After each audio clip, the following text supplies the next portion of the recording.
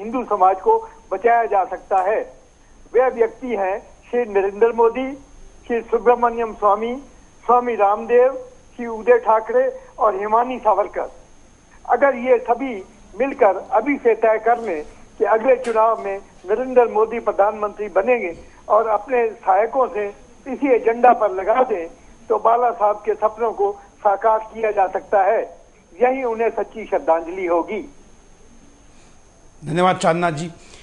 बाल ठाकरे जी केवल राजनीतिक व्यक्ति नहीं थे, राजनीतिक उनका केवल एक पहलू था। इसलिए सत्ता परिवर्तन तो उनके सपनों का एक हिस्सा था, लेकिन एक समृद्ध सशक्त भारत, एक जाति के या धर्म के दबाव के नीचे हिंदू का हो रहा कुचंबन, इसको रोकना उनका सबसे बड़ा मेन एजेंडा था। और इसी एजेंडा के लिए वो राजनीति में आए, क्योंकि यहाँ से ही हिंदुओं की सबसे ज्यादा कुचंबना होती थी। रमेश जी, इस संदर्भ में मैं बताना चाहूँगा, क्योंकि एक तो बात अब आई है कि प्रादेशिकता या इन मुद्दों के तरफ भी हमें ध्यान देना चाहिए। देखिए, उनका जो मानना था या उनके विचार जो थे वो इतने शुद्ध थे। मैं मुंबई का खुद रहने वाला हूँ और कई सारे वहाँ पर उत्तर भारतीय बंधु जो है वो मुझे वहाँ पर मिलते हैं। तो एक जो उत्तर भारतीय है, उन्होंने अपनी भावना को इतनी सहजता से रखा। उन्होंने कहा कि बाला साहेब हमें कितने भी भैया करके बुलाए, हमें चिढ़ाए, लेकिन मुझे उनका गुस्सा जरा भी नहीं आता है, क्योंकि हम तो भैया है ही। लेकिन वास्तव में अगर आप देखते हैं कि मुंबई में हम जीवित है, 1993 के दंगों के बाद अगर जीवित है और यहां पर डट कर रह रहे, वो केवल बाला साहब ठाकरे के कारण जी रहे हैं। तो ये जो उनके प्रति विश्वास था, ये जो उनके प्रति आस्था थी, उनके आज देखिए वो पाकिस्तान की टीम को नहीं आने दे रहे, लेकिन जावेद मियांदाद ने भी उनके लिए, उनके सेहत के लिए शुभकामनाएं दे दी थी।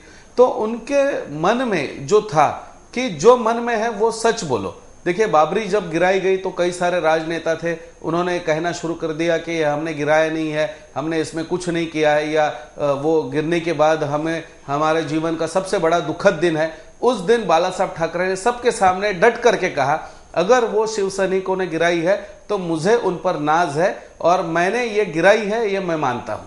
बिल्कुल, ये उनकी हिम्मत थी वाला, और ये उस हिम्मत का ही कारण था, और उसी हिम्मत के लोग दीवाने थे। कई कॉलर हमारे साथ जुड़े हैं, अपनी बात को रखना चाहते हैं, सुनते हैं, बोलिए। नमस्कार सर। हाँ सर, बाला साहब आज नहीं रहे, इससे हम युवाओं को बड़ा धक्का पहुंचा है। लेकिन सर, मेरा सीधा प्रश्न आपसे है और सुदर्शन न्यूज से है।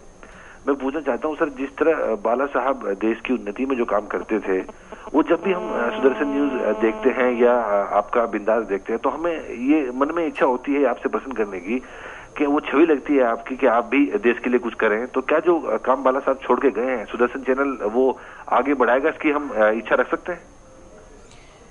बिल्कुल।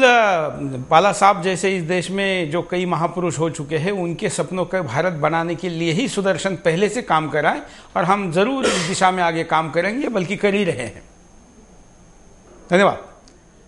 रमेश जी, जैसे अभी स्कॉलर ने कहा कि मतलब आज ऐसे सपने जो है कि ऐसे व्यक्तित्व को आज खोज रहे हैं, जैसे मुझे लगता है कि सामना की पत्रकारिता है कि जिससे हिंदुत्व को जो सहायता मिली है, या हिंदुत्व का जो विचार आज लोगों के अंदर स्वाभिमान से रखा जा रहा है, वैसे ही पत्रकारिता आज सुदर्शन भी कर रहा है। और उसके माध्यम से मुझे ऐसा लग रहा है कि मतलब लोगों में एक आशा का किरण जो है वो जागृत हो रहा है। इसीलिए सुदर्शन से आज लोग ये अपेक्षा रखते हैं। ये तो मैं कहता हूं कि ये सराहनीय बात है, लेकिन उसके साथ में हमें इसको भी साथ में लेकर के चलना चाहिए कि जो हिंदूवादी जितने सारे नेता हैं, जितने सारे लोग हैं, उन्होंने अपनी बात को, जैसे आज सुदर्शन के ऊपर आज वो खुल करके कह रहे हैं, वैसे वो आमतौर पर कहनी चाहिए, और इसमें कोई शर्म नहीं महसूस होनी चाहिए। बाला साहब ठाकरे का ये जो सपना था कि हिंदुत्व की कोई लज्जा नहीं होनी चाहिए, कोई हमें उसके अंदर ऐसा नहीं महसूस होना चाहिए कि मैं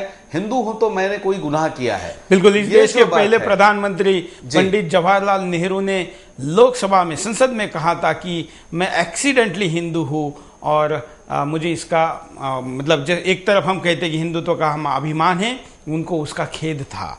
उल्टा बाला साहब ठाकरे थे जो किसी भी स्थिति में कहते थे कि गर्व से कहो मैं हिंदू है। उनके विचार से सेकुलर लोग या दूसरे धर्म के लोग हो सकता है कि सहमत न हो, लेकिन उनके स्वाभिमान से कोई असहमत नहीं होता था। कई कॉलर हमारे साथ जुड़े हैं, फेसबुक के ऊपर भी कई प्रतिक्रिया आनी शुरू हो गई है।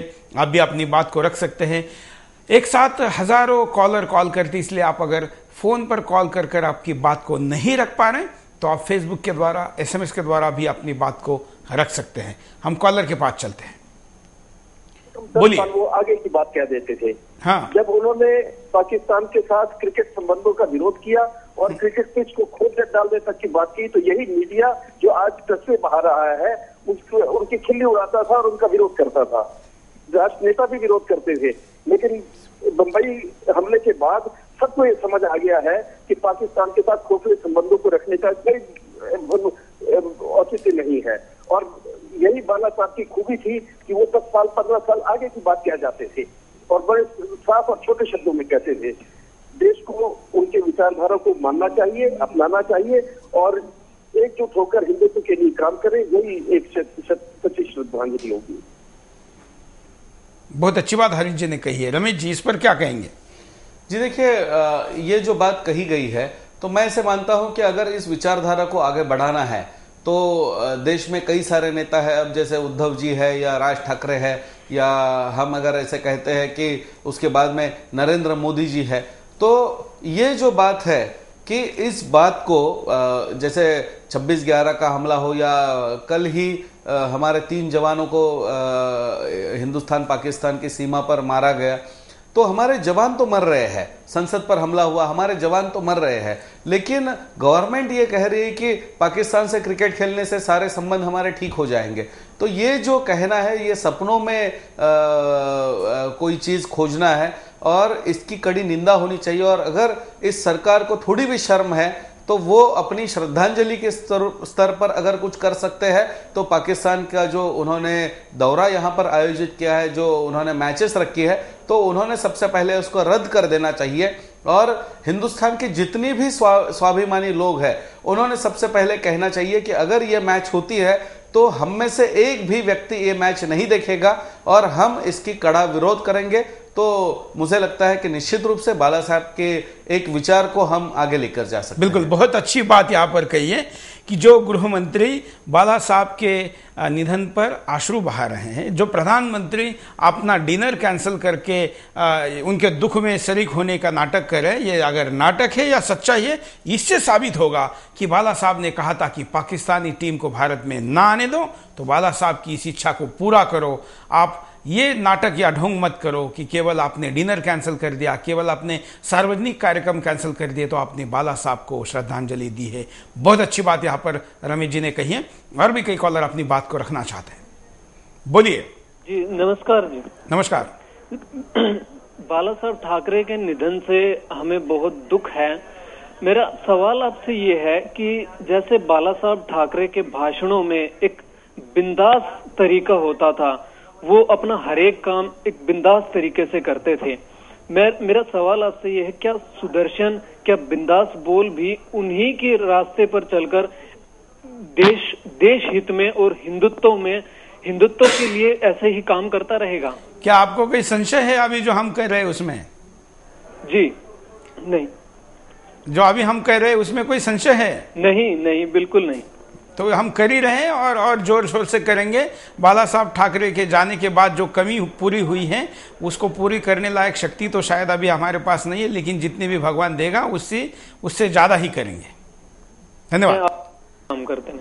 हम यहाँ पर रुकते एक छोटे से ब्रेक के लिए, ब्रेक के बाद दोबारा आएंगे। बिंदास बोल जारी है।